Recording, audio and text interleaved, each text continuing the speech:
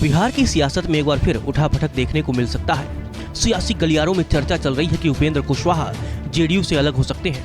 हाल ही में जिस तरह से उपेंद्र कुशवाहा ने मोर्चा खोला है, उससे इस दावे को बल भी मिल रहा है। दरअसल शरद यादव के निधन पर शोक संवेदना के बहाने उन्होंने जेडीयू और आरजेडी के आलाकमान को निशाने पर लिया। हालांकि उन्होंने साफ तौर पर नाम तो नहीं लिया, लेकिन उनके बयान ने अटकलों को हवा दे दी है। उपेंद्र कुशवाहा के इस बयान को सुनिए, जिसमें उन्होंने जेडीयू और आरजेडी के बड़े नेताओं को आड़े हाथों लिया है। देश के स्तर पे केंद्र बन गए थे शरद यादव जी, कोई दूसरा सेंटर नहीं बचा था।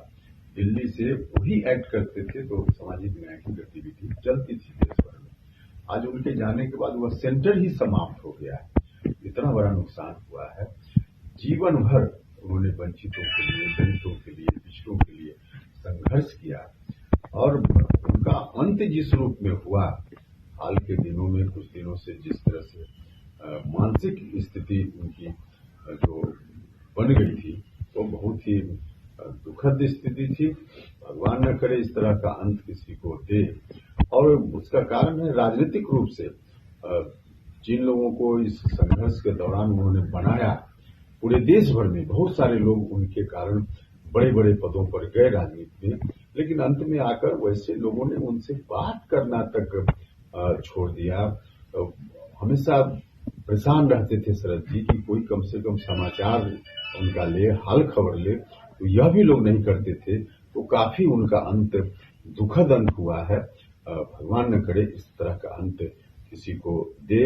हम इस समय ईश्वर से कामना करते हैं कि उनकी आत्मा को शांति मिले और उनके परिवार के लोगों को दुख सहने की ताकत ईश्वर दे। उपेंद्र कुशवाहा ने जिस तरह से कहा कि शरद यादव ने जिन लोगों को राजनीति में आगे बढ़ाया, लेकिन अंत में उन लोगों ने उनसे बात करना बंद कर दिया, जिससे शरद यादव परेशान रहते थे। उपेंद्र कुशवाहा के इस बयान के बाद कयास लगाए जा रहे हैं कि उनका इशारा नीतीश कुमार और लालू यादव की तरफ था।